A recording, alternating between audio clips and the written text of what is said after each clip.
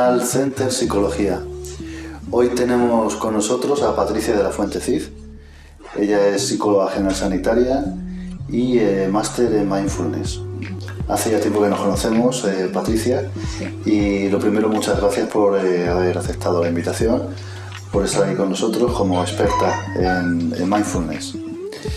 La primera pregunta que tengo que hacerte: ¿qué es Mindfulness? A ver, yo Mindfulness siempre digo que es un término paraguas. Ajá. Porque depende a qué te estés refiriendo, puede tener un significado otro.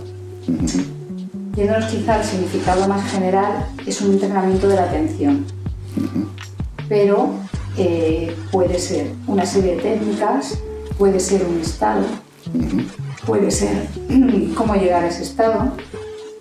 Por eso es un término, depende a qué te estés refiriendo, tienes que saber en ese momento de qué estás hablando, pero sí, de forma general sería un entrenamiento de la atención.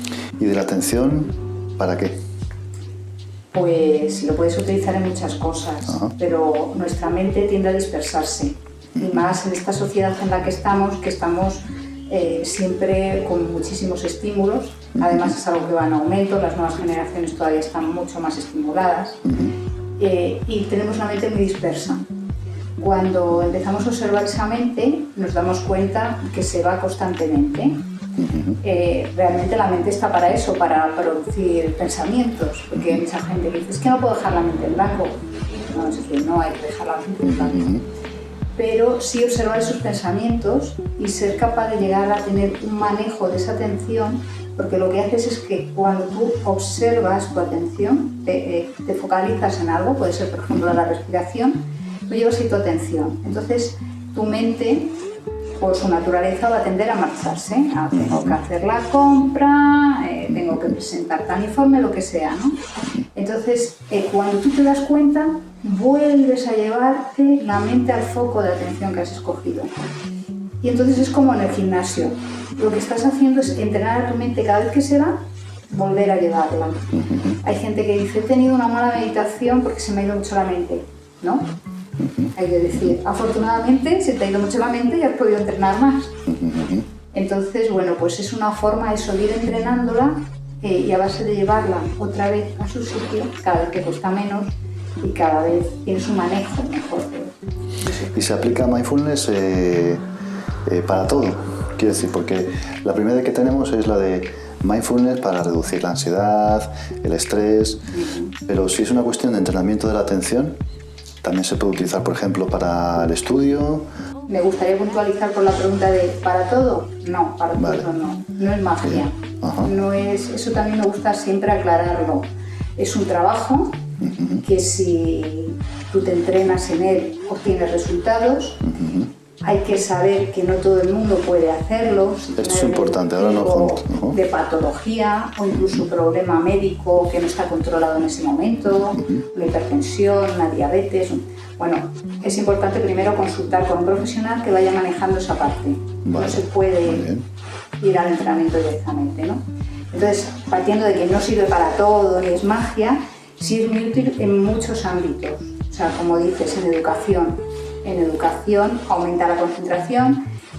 Por ejemplo, en el Reino Unido el gobierno ha introducido mucho en los colegios el entrenamiento de Mindfulness, porque están viendo que hay una mejora de las notas, pero también porque hay una mayor satisfacción a la hora del estudio. Los alumnos se encuentran mejor y revierte luego en unas mejores calificaciones. Y por ejemplo, en rehabilitación neuropsicológica, ¿crees que se podría aplicar? Yo ahí tampoco estoy tan especializada, pero sí sé que, por ejemplo, en epigenética sí que está habiendo ya estudios que demuestran que hay un alargamiento de los telómeros y entonces, bueno, que afecta a alargar más la calidad de vida. Y entiendo que sí, porque la neuroplasticidad sigue funcionando, ya se está viendo a cualquier edad. Pero no estoy especializada justo en esto y no me atrevo a decirte si realmente... Has dicho algo importante que me interesa mucho. Yo creo que a todas las personas que nos escuchan y nos ven nos puede interesar. Que no se puede aplicar a cualquier persona. A ver, ¿por qué? En el plano psicológico, ¿qué cuestiones hay que tener en cuenta? Por ejemplo, una persona a lo mejor con un nivel de ansiedad muy alto, como todo el mundo relacionan el mindfulness, la meditación con la relajación, no es exactamente lo mismo. Como bien sabes, la relajación es algo físico y la meditación va al plano mental. Entonces, con mindfulness, la mayoría de las veces puedes llegar a un estado de relajación, relacionado mucho con la forma de la respiración, pero puede que no, puede que tú, en esa quietud, en esa tranquilidad, afloren pensamientos o emociones que puedan provocar que ese estado de ansiedad se agrave. Incluso hay veces que hay brotes psicóticos, pero suelen provocarse no en sesiones de mindfulness normales, en entrenamientos así habituales de los 8 semanas es extraño, pero ya en retiros, cuando se profundiza más, retiros de silencio, bueno, hay que tener precaución. O sea que, por ejemplo, para trabajar con población psicótica, ¿no? Hay que tener mucho cuidado. Sí. Y asegurarnos antes de hacer un entrenamiento de mindfulness que no haya ese riesgo o que no haya sintomatología psicótica o... Eso es, o que estés con un profesional que sepa manejar esa situación. Por ejemplo, yo conozco doctores psiquiatras que sí que trabajan con trastornos límites de personalidad, se está trabajando con mindfulness, también con trastorno de estrés postraumático, que está dando resultados. No es que sea, bueno, a lo mejor la mejor opción, pero sí que aporta a otras terapias. Pero ¿y en psicosis? Esquizofrenia y tal, la aplicación de mindfulness ahí no... Sé que hay gente que está trabajando, pero no sé los resultados, pero sí sé que hay gente que sí que trabajan con psicosis. Entonces, para los que trabajamos en clínica, llamamos la atención de que tenemos que tener cuidado a la hora de trabajar con mindfulness en personas que puedan tener síntomas psicóticos, porque puede aparecer una crisis o un brote. O sea, yo creo que incluso cuando vas a un centro de entrenamiento en mindfulness tienes que saber muy bien con quién lo haces y que ese profesional, desde mi punto de vista, bueno, si es un profesional sanitario, mejor, pero si no, que tenga un apoyo. O sea, que si detecta, porque con la práctica te vas dando cuenta y puedes detectar que una persona no esté bien, pues que tengas un psicólogo de referencia a quien derivar esas personas, decirle, mira, ahora mismo esto no es bueno para ti, te voy a derivar a esta persona. Y cuando ya lleves un proceso, pues podrás hacer el entrenamiento. Porque esto me enlaza con otra pregunta. ¿Quién puede enseñar técnicas de mindfulness? A ver, no está regulado. Entonces es un poco un peligro, por eso lo digo, porque hay gente que a lo mejor hace un curso de 8 semanas y ya se considera instructor, se pone a formar gente. A ver, no es que sea absolutamente necesario que sea un psiquiatra o un psicólogo, porque yo conozco profesionales muy buenos. Por ejemplo, Vicente Simón es biólogo, creo, y es muy bueno, o Luca Bacín, que es el fundador de Mindfulness. Pero sí, personas, sobre todo, tienen que tener muy integrada en sí mismos la práctica. Esto es algo que siempre se insiste mucho en las formaciones de largo recorrido, en las formaciones de instructoras y de una instrucción seria, digamos, que tú tienes que tener muy integrada la práctica en tu día a día, tú tienes que hacer retiros, tú tienes que tener una formación muy amplia, porque hay veces que se puede llegar a estados de conciencia o tener, bueno, alguna sensación que a lo mejor, o sea, para poder entenderla es mejor que tú tengas esa práctica integrada en ti y puedas manejarlo desde ahí. Pero es necesario que, por ejemplo, los psicólogos que nos dedicamos a clínica, que utilizamos técnicas de mindfulness, que tengamos una formación específica en mindfulness. ¿Crees que es necesario? Yo creo que sí, desde mi punto de vista, creo que, sobre todo lo que te digo, tener integrada la práctica un poco. O sea, una formación tampoco hace falta que si lo vas a utilizar como un apoyo terapéutico, como la ACT, que tengas que tener un máster o sea, si es para, digamos, utilizarlo puntualmente. Pero la práctica en uno mismo sí me parece que es muy importante. Sí. Claro, porque podemos distinguir lo que es, y si me equivoco me corriges, ¿no? Por un lado, una herramienta de mindfulness para trabajarla en terapia. Ajá. Que ahí, pues bueno, pues igual que aplicamos técnicas de relajación u otro tipo de técnicas, es para el profesional conocer la técnica y ponerla en práctica, o lo que es ya una instrucción mucho más amplia, mucho más compleja, que va quizás un poco a una filosofía de vida, ¿no? Una actitud ante la vida, vaya. Ahí sí que es necesario, supongo, tener una instrucción, una formación amplia en mindfulness para poder transmitir eso a... Para poder conocer todas las técnicas, para poder, pues todas las prácticas que pueden llevar a ampliar ese entrenamiento. Y lo que pasa es que también hay que distinguir, porque aunque se basa en las meditaciones milenarias, no es meditación, solo es la parte de entrenamiento de la atención. O sea, esto es importante, quiero matizarlo. No es tanto la meditación como tal, no, sino un entrenamiento específico en la atención. Sí, porque mindfulness sobre todo se basa en una práctica meditativa, pero hay muchos tipos de meditación que afectan a diferentes zonas cerebrales y no todas se utilizan en mindfulness. Mindfulness va orientado a quitar lo que es todas las connotaciones religiosas que tiene y de espiritualidad, digamos, para que sea eso, un entrenamiento. Luego, si ya se quiere profundizar a otros niveles, es diferente. O sea, porque es verdad que mucha gente a partir de ahí puede llegar a un desarrollo espiritual, pero no es el fin de mindfulness, no es lo que busca. Acláranos algo, Patricia, como experta.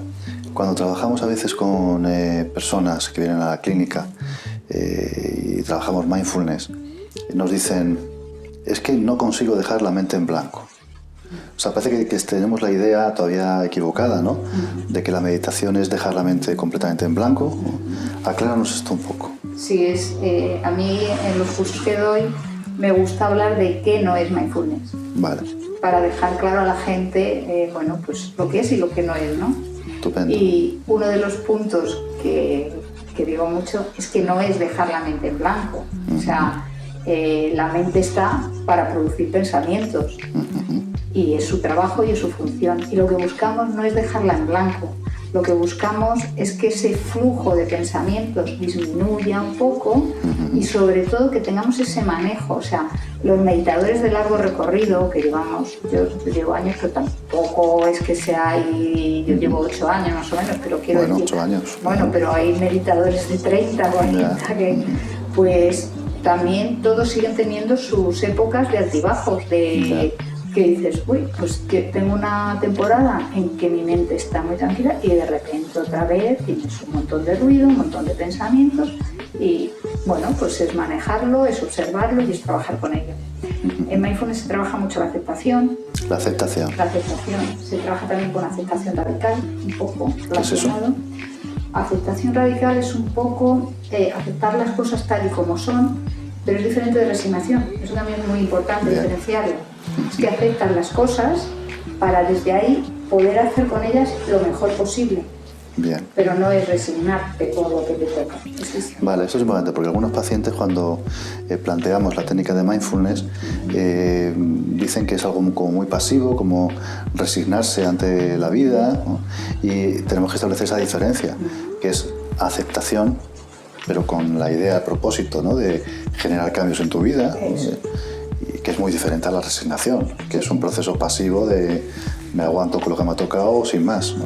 De hecho, mindfulness, otro de los sentidos amplios que tiene, o importante, es que aprendes a estar en el presente. O sea, el entrenamiento, además de la atención, es al estar en el momento presente, con lo que se llama la práctica formal, que es la meditación, no se basa sobre todo, un tipo, y la práctica informal, que son pequeñas cosas para recordarte volver al momento presente. Entonces, cosas como, por ejemplo, disfruta del primer sorbo de café, ¿no? Por ejemplo, céntrate en el sabor, céntrate en... Hay una cosa que digo, que hago así habitualmente para venir al presente, que es cuando voy a entrar a una reunión, me centro mucho en el pomo, en la temperatura que tiene, en la forma, en el tacto, de nada, un instante, pero con eso bueno. Es un poco, son pequeños trucos que vas poniendo en tu día a día, a lavarte los dientes, en la parada del autobús. O sea, lo importante, también se ha visto en los estudios que estas prácticas informales a veces provocan también los mismos o más cambios cerebrales que las formales. Es muy importante llegar a esa conciencia diaria de ir manteniendo esas cosas. Eso quizás también tiene que ser lo más importante, ¿no? El que en el día a día la persona pueda vivir el momento y el presente, ¿no? Claro, es que... De una manera más informada, más espontánea, vaya, ¿no? Claro, yo siempre digo un poco que igual que vamos al gimnasio para coger fuerza y estar sanos, pero eso luego nos sirve cuando llevamos las bolsas de la compra, cuando cogemos a nuestro bebé, bueno, pues el entrenamiento de mindfulness no es simplemente para que tengas la atención en un determinado momento, sino para que lo lleves a tu día a día, a todos los ámbitos de tu vida. Eso es lo importante. Eso es lo importante. ¿Y se consigue? Sí, es mucho trabajo, o sea, es cuestión de trabajo. Es simplemente, a ver, mindfulness siempre, los instructores siempre decimos, es una práctica muy sencilla, porque bueno, simplemente es focalizar tu atención hacia un punto. Decimos, cuando dice la gente que no tengo tiempo, si tienes tiempo para respirar, tienes tiempo para hacer mindfulness, es fácil hacerlo. Lo difícil es mantenerlo. Lo difícil es tener ese hábito, tener esa permanencia. Es como... Que nos cuesta mantener los hábitos, ¿eh? Eso es lo que es más complicado en mindfulness. Tienes que tener, pues eso, tener una capacidad de esfuerzo. Hay muchas personas cuando le planteas el trabajo de mindfulness, en el contexto clínico, insistimos en vivir el presente, vivir el aquí y el ahora, ¿no? El no preocuparnos por el futuro. Nos preguntan, ya, pero es que en la vida uno tiene que tener planes, porque si no tienes planes futuros, pues al final entonces es incompatible que yo esté centrado en el presente, porque no voy a olvidar de mis planes de futuro. Explícanos esto, porque evidentemente una cosa es planes de futuro, otra cosa es la anticipación de posibles problemas, ¿no? Explícanos un poco esto, Patricia. Sí, hay que hacer un poco la diferencia, los easy. Eso es.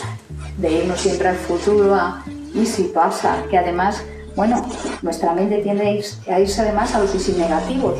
Claro. Porque bueno, nos ha servido como protección, como especie para poder sobrevivir. Pero claro, si nos vamos demasiado hacia el futuro y hacia esos easy, pues acabamos teniendo ansiedad.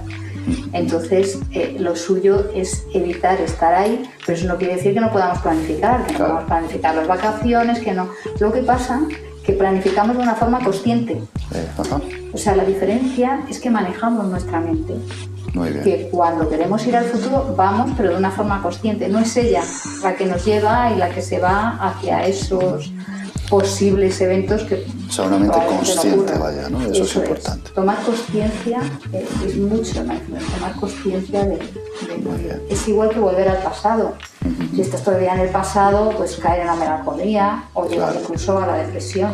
Pero si tú vas voluntariamente a un recuerdo porque quieres conscientemente ir a ese recuerdo y saborearlo, pues, o sea, este concepto de intención, de voluntariedad, es también algo importante en mindfulness, ¿no? Eso, sí. El no juicio también es otro punto muy importante, trabajar en no juicio. La paciencia, la aceptación, como decíamos antes. Genial. Una pregunta, porque ha habido un boom con el tema de mindfulness. Uno se mete en internet, mindfulness. Hay 200.000 o 200.000 millones de aplicaciones, ¿no? Todo es mindfulness, aprende a relajarte. A ver, ¿realmente esto es útil, no es útil? ¿Cómo hemos de tomarlo? ¿No? Porque hay muchas personas que acuden a consulta y te dicen, si yo tengo instalada una app de meditación, ¿no? Sí, de mindfulness, que esto viene muy bien. A ver, cuéntanos un poco, porque no sé hasta qué punto puede ser útil. Supongo que malo no es en circunstancias normales, pero a lo mejor hay veces, con lo que tú decías al principio de la entrevista, que a lo mejor no es del todo conveniente que determinadas personas con determinados perfiles utilicen sin saber, ¿no? Cuéntanos un poco tu opinión. Pues mira, yo en mis formaciones también siempre me gusta hablar de que no es un milagro, de que no sirve para todo y que hay que tener precaución. Ahora se habla también del mindfulness, ¿Del? Mindfulness, como el McDonald's, o sea, es como el mindfulness rápido, que realmente no es mindfulness y bueno, que tiene su riesgo porque claro, te pones a hacerlo, entonces la gente, no porque vaya a pasar nada desde el punto de vista negativo, como hemos hablado antes, hay que tener sus precauciones, sino porque no te va a aportar los beneficios que te tiene que aportar. Entonces, si lo prueban y ven que no funciona, pues enseguida se desaniman y dicen, pues es que no, esto no sirve. Claro, estás un poco, pues... Porque claro, hoy ofrecen mindfulness hasta en los gimnasios. Sí, esto no sabía que había llegado a este punto, pero me lo creo, porque hay cosas que si, por ejemplo, mindful eating, yo conozco profesionales muy buenos especializados en mindful eating. Quiero decir, sí que hay mindfulness ahora aplicado a muchas cosas. Yo estoy especializada en empresas, por ejemplo, también, pero el que te especialices para enfocarlo hacia algo no quiere decir, o sea, un buen especialista... ¿Has dicho mindful eating? Mindful eating es mindfulness aplicado a la alimentación. ¿Y cómo se aplica ahí? Pues es ser consciente cuando comes, tomar conciencia de lo que comes. Entonces, la gente va con la idea de adelgazar y no es el fin. La mayoría acaban adelgazando, pero no ese es el fin, es tomar conciencia y que si tú quieres comer de más o quieres comer algo más, pero que seas consciente de que lo estás haciendo y que lo estás decidiendo tú. No es porque te da ansiedad y entonces te coges la tableta de chocolate y cuando te das cuenta te la comes. No, te la estás comiendo y dices, bueno, pues hoy me lo permito. O sea que tiene una aplicación importante también en mindfulness de cara a prevención, ¿no? A ser más consciente a lo mejor de hábitos, de comportamientos. Claro, sí. Incluso, por ejemplo, hay muchos estudios ahora en dolor crónico, hay gente que está muy especializada, que el dolor sigue ahí, pero tu relación con ese dolor y tu percepción sobre él cambia mucho. Entonces el sufrimiento es muy diferente. Estás dejando lo que llamamos el sufrimiento primario, que es el que no puedes quitar, el que no puedes eliminar, la enfermedad, el dolor, pero estás eliminando el sufrimiento secundario, que es el que nosotros añadimos a ese sufrimiento. Y al hilo de esto que dices del dolor, yo he leído, he oído, ¿no?, la aplicación de mindfulness en operaciones e intervenciones quirúrgicas, ¿no?, sustituyendo un poco en algunos casos, ¿no?, a la anestesia, ¿no? ¿Hasta qué punto eso es así? Yo directamente no conozco así como para sustituir a la anestesia, pero sí conozco un cirujano plástico que está haciendo un estudio donde ha visto que practicando mindfulness con los pacientes necesita poner menos anestesia y los pacientes cicatrizan en menos tiempo. O sea, bueno, sí tiene ahí. El estudio todavía no está publicado, ¿eh? Bueno, pero está... Sí. Fenomenal. Y luego Vijamala es una mujer que tiene un método específico en dolor crónico, porque ella tiene dolor desde muy joven por determinadas lesiones que tuvo, y ella cuenta cómo es capaz, por ejemplo, cuando la ingresan y le tienen que poner incluso morfina y tal, tiene dolores muy fuertes, cómo puede estar sintiendo placer focalizando su atención en el roce de las sábanas en el hospital, y eso hace que esa focalización ahí, su relación con el dolor sea muy fuerte. Pero sería una especie de distracción hacia otra cosa. No es que te distraigas, porque incluso hacia el dolor en mindfulness lo que haces es observarlo. No le quitas la atención, se la pones, pero no te enfrentas a él. Lo aceptas, como decíamos antes. Vale. Y puedes tener la atención puesta en otras cosas, aceptando el dolor que está ahí de fondo. Eso. Vale. Esto es importante, ¿no? Porque la idea es un poco abandonar esa lucha, ¿no?, contra aquello que nos incomoda, ¿no? Entrar en la aceptación, que no es la resignación, como tú decías. Y una pregunta final. ¿Existe evidencia empírica, ¿no? Hay investigaciones serias, ¿no?, que demuestren la efectividad de mindfulness con respecto a otro tipo de terapias o de intervenciones? Con respecto a otras terapias, no. Es igual de útil que otras terapias, dependiendo de para qué la utilices. O sea, sí que está estudiada su efectividad, pero no es mejor que otras terapias. Por ejemplo, en el trastorno obsesivo-compulsivo, que a mí me gusta trabajarlo mucho, ¿no? Y lo trabajo con bastante frecuencia en consulta. Mindfulness hace un poco una crítica, ¿no?, de las técnicas tradicionales, ¿no?, de exposición y prevención de respuesta, en el sentido que dice que uno entra a veces en un círculo vicioso. En las técnicas cognitivas también mindfulness dice que se entra en un círculo vicioso porque la persona intenta sustituir pensamientos, y hablan, por ejemplo, del círculo virtuoso del mindfulness, ¿no? Que es precisamente abandonar esa lucha y esa pelea, ¿no? Sí. ¿Tú conoces si hay estudios que digan que es más eficaz? No, más eficaz, ¿no? No. O sea, lo que sí es verdad es que a lo mejor donde no funciona igual la terapia cognitiva puedes utilizar mindfulness, o sea, es otra herramienta más. Yo creo que no tiene por qué ser sustitutiva. Lo que pasa es que sí es verdad que en determinados patrones, a lo mejor de rumiación, la terapia cognitiva, el estarte centrando en el pensamiento para cambiarlo, al final estás poniendo una atención a ese pensamiento. Y sin embargo, si eres capaz de mirarlo, tomar distancia de él y dejarlo pasar, para las rumiaciones probablemente sí que es más efectivo. Podríamos estar hablando contigo, bueno, mucho tiempo y aprendiendo de ti muchísimas cosas. Pero bueno, tenemos también un tiempo un poco limitado, ¿no? Pero sí nos gustaría en otro momento pues tener otra entrevista contigo, que nos contases más cosas de mindfulness, sobre todo en la aplicación que tiene mindfulness, ¿no? Para entender realmente el alcance de esta actitud, ¿no? A mí no me gusta decirle mucho técnica, sino de un poco actitud, ¿no? Sí, ante las cosas, ¿no? Y además lo que tú has dicho en algún momento llega a ser un estilo de vida. Un estilo de vida, claro. Entonces, pues bueno, nos gustaría contar contigo para una próxima ocasión. Y darte las gracias, Patricia. Encantado de reencontrarme contigo y de que, bueno, pues nos hayas enseñado y transmitido un poquito de lo que sabes, que es muchísimo, ¿no? Muchas gracias a ti, yo encantada de estar aquí. Bueno, pues genial. Pues nada, nos despedimos hasta otro día, que tengamos a otra persona invitada. Y bueno, nos quedamos con lo que nos ha dicho Patricia. Nos ha acercado un poquito más a lo que es mindfulness. Pues muchas gracias y tú y yo nos vamos, ¿no? ¿Vale? Venga.